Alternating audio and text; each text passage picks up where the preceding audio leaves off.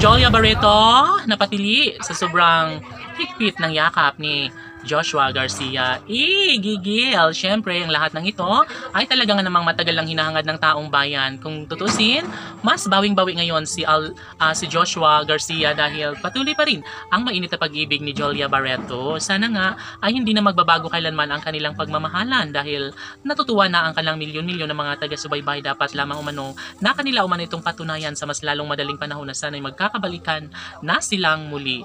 Of course, mangyayari man na magkaroon sila ng malabong relasyon, well, nararapat lamang umano na kanila itong mapagtagumpayan dahil ang totoo ay sadyang naman na deserve rin ni Jolia Barreto na maangkin ang lalaking una niyang minahal na si Joshua Garcia. At sila rin naman ang may sabi nito na mahal pa rin nila ang isa't isa magpahanggang ngayon.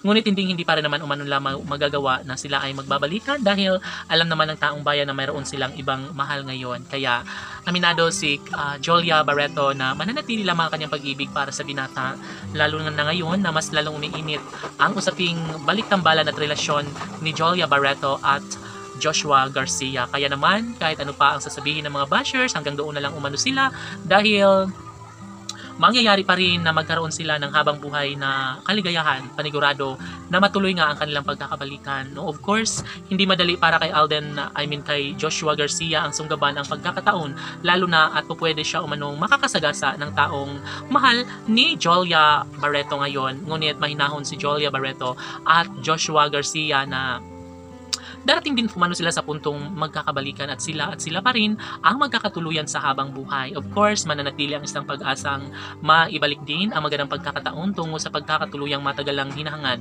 Para kay Alden Richards ay kompleto na, no? Si Jolia Barreto dahil kay Joshua Garcia. Ngunit kung tutuusin ay hindi talaga mangyayari na magkakabalikan sila sa mas lalong madaling panahon. Although kumakabog ngayon ang kanilang mga puso dahil sobrang umano silang naging matagumpay sa kalang bagong pelikula, ngunit ang kalang pag-ibig ay talagang hindi pa rin maibabalik sa mga nakaraan. Although marami silang mga pinagdadaanan ngayon sa mga kanilang karelasyon, ay panigurado umano na mangyayari din ang isa sa pinakapangarap at hiniling na lahat na sana'y balang araw ay magkaroon din ng pagkakatuluyang matagal lang hinahangad para sa kalang milyon-milyon ng mga tagahanga.